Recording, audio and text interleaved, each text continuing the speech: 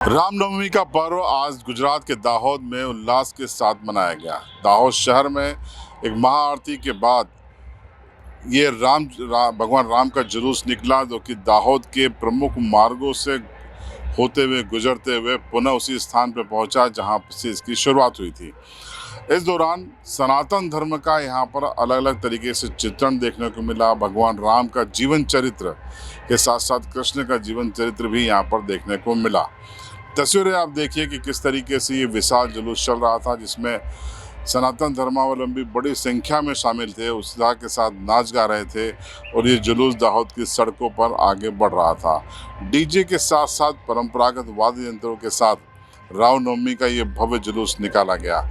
2016 से ये परंपरा शुरू हुई थी, जो लगातार जारी है और इस दौरान जगह जगह स्वागत किया गया, जो ठंडाई है वो पिलाई गई।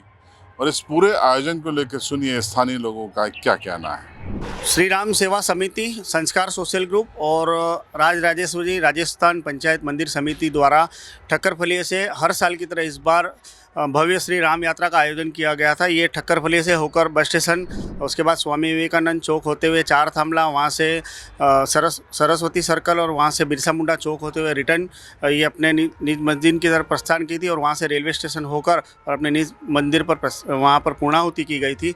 इसमें इस झांकी के अंदर अलग अलग 12 से 13 जितने प्रोसेसन रखे गए थे। रामायण के इसकी विशेषता है कि रामायण के जो पात्र होते हैं हर साल कुछ न कुछ नया करते। इस बार भी अलग अलग झांकियाँ थी जो देखने को मिली, अखाड़े थे जो देखने को मिले और सबसे बड़ी चीज़ यहाँ गुजरात, मध्य प्रदेश और आजू बाजू के इलाकों से यहाँ पर इस भव्य राम यात्रा को देखने के लिए भारी संख्या में लोग जुटे थे। राम यात्रा का जो महत्व है, सनातनी संस्कृति को जन जन तक पहुँचाना उनका मुख्य उद्देश्य रहा है। पूरे भारतवर्ष की जो संस्कृति रही है, आपने देखा होगा कि राम यात्रा में राम दरबार की प्रतिमाएँ भी लगाई हुई है और साथ में श्री कृष्ण का भी एक बहुत सुंदर अति मोहक स्वरूप लगाया गया है। कुल मिला के पूर्ण पुरुषोत्तम भी है, मर्यादा पुरुषोत्तम भी है। तब अभी जो छोटे बच्चे अपनी सनातनी संस्कृति से दूर होते जा रहे हैं, तो उनको क्यूरियोसिटी होवे कि ये क्या है, वो अपने माता पिता को जाके घर पूछ सकते हैं। इसके लिए रामायण के पात्र को भी जीवंत किया गया है। राम यात्रा में ऐसा नहीं है, जन जन को जोड़ने का जो उद्देश्य है, आपने देखा होगा कि हमारे यहाँ MP MLA जनप्रतिनिधि के साथ छोटे में छोटे बच्चे भी राम यात्रा में सम्मिलित हुए हैं।